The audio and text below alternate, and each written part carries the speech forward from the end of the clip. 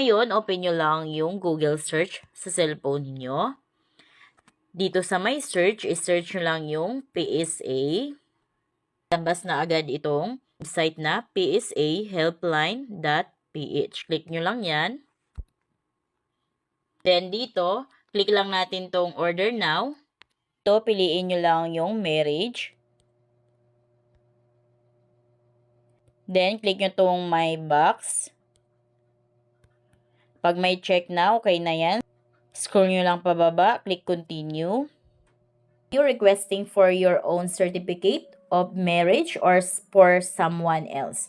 So, kung para naman sa inyo yung marriage certificate na kukunin ninyo, so piliin nyo ito. Pero kung for someone else, para sa iba, so yan yung pipiliin ninyo for someone else.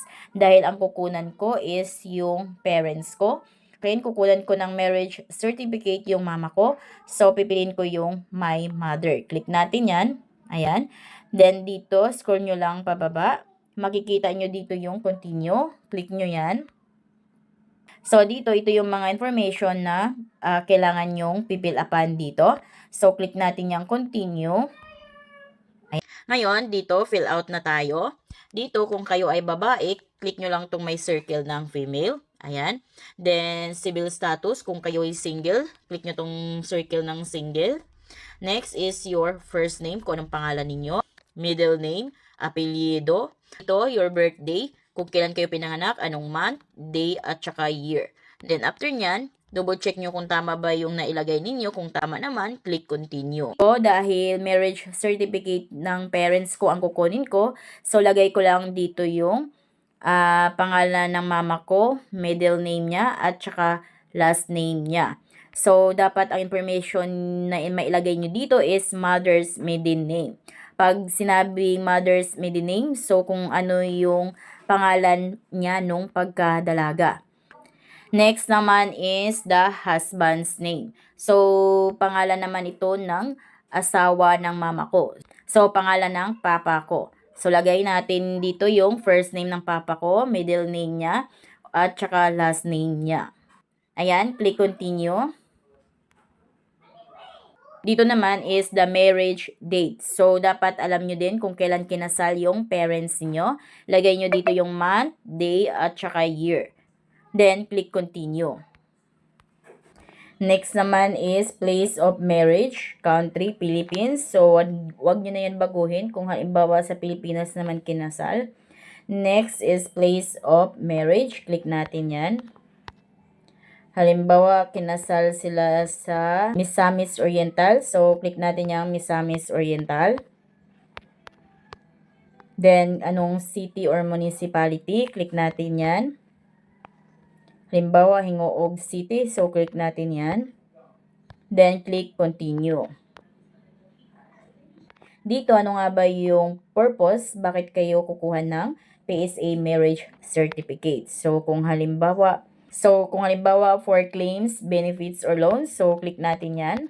Ayan, yan yung purpose sa akin. So, kung ano yung applicable sa inyo, yun yung pipiliin ninyo. Ngayon, click continue.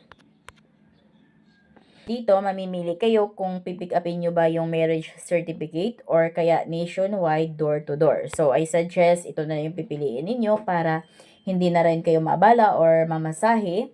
At saka pili lang din yung branch na mapag-pick upan dyan. Samantala dito sa nationwide door-to-door is i-deliver mismo sa bahay ninyo. So, kahit saang lupalop ka man ng Pilipinas, i-deliver yan sa bahay mismo ninyo.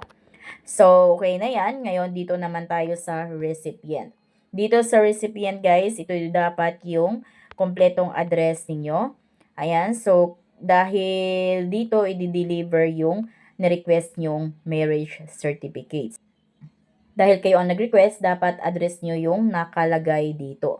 Dito, i-deliver sa inyo yung na-request nyong marriage certificate ng parents ninyo. So, lagay nyo lang dito yung house number and street name. So, next is yung subdivision or building name. Halimbawa, wala namang subdivision or building name, so pwedeng hindi nyo yan lagyan.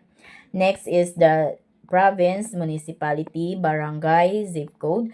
Then, kung halimbawa, di nyo alam yung zip code ng lugar ninyo. Kung halimbawa kayo ay nakatira sa Pasig City, so search nyo lang yung sa Google search ninyo, Pasig City zip code. Lalabas na yung zip code dyan sa Pasig City. Din yan yung ilagay ninyo dito. Next naman is your cellphone number. So, sa cellphone number ninyo, dapat tama yan. Dahil dyan, kukontak si delivery rider sa inyo pag once na nasa area na sila sa inyo. Next naman, ilagay nyo din yung updated or tamang email address ninyo dahil dyan din mag-i-email si PSA for the confirmation at saka for the reference number or kaya kung ano ng status ng inyong na-request na PSA marriage certificate. So, double check nyo yung kumpletong address kung tama ba, cellphone number at email. Din kung pag tama naman, click nyo na itong continue. Ayan, then dito naman, marriage certificate. So, double check nyo yung information na inailagay dito kung tama ba. Then kung tama naman, dito naman, proceed na kayo sa payment na 365 pesos. So, dito sa payment na ito guys, hanggat di nyo ito na nabayaran yung 365 pesos, so hindi ito ma-process ni PSA. Kung kaya payment first para ma-process nila ito. So, dito sa pagbabayad ng PSA marriage certificate, meron akong mga tutorial niyan sa YouTube. I-search nyo lang sa YouTube, PSA Helpline YouTube's vlog.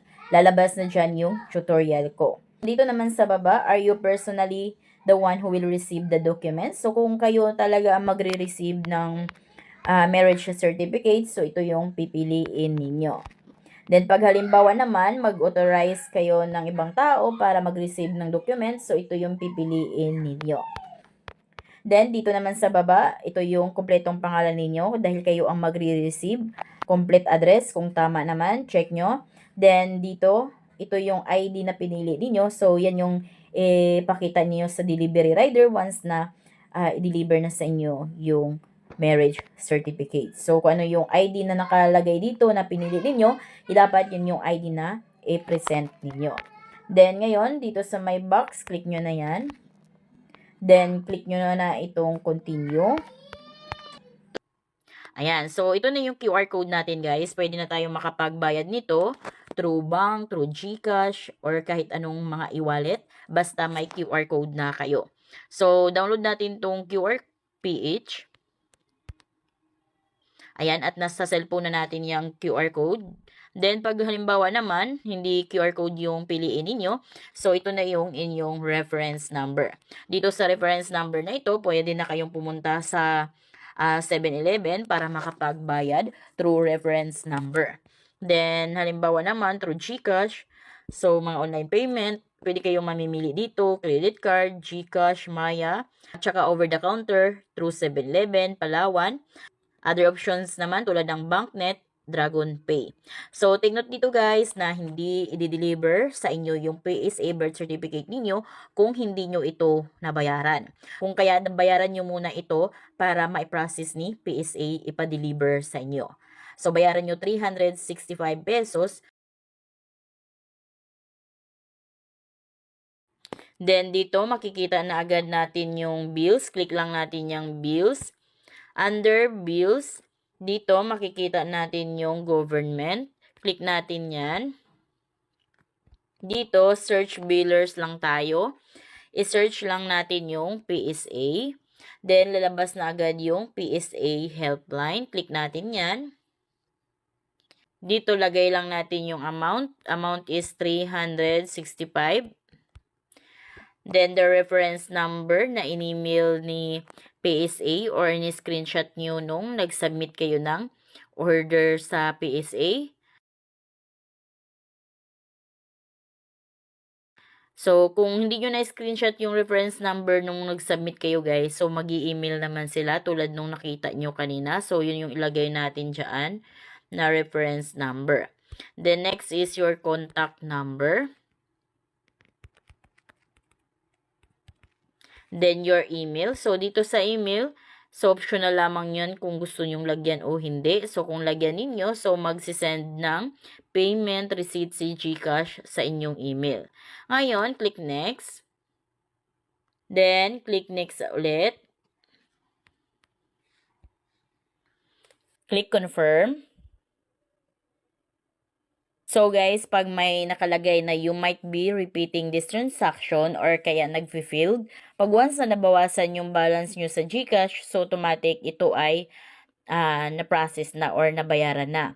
Pero kung halimbawa nag-failed siya or ganito yung lumabas, you might be repeating this transaction, then hindi naman nabawasan yung inyong GCash, so ulitin nyo lang. Pag ganun yung lumabas, so nagluluko yung GCash app, so pwede namang sa QR code kayo. Click nyo tong QR code.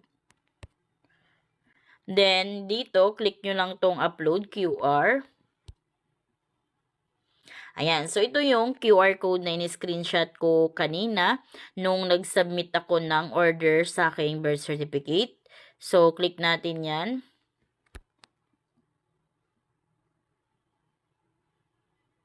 Ayan. Then, click nyo tong pay 365.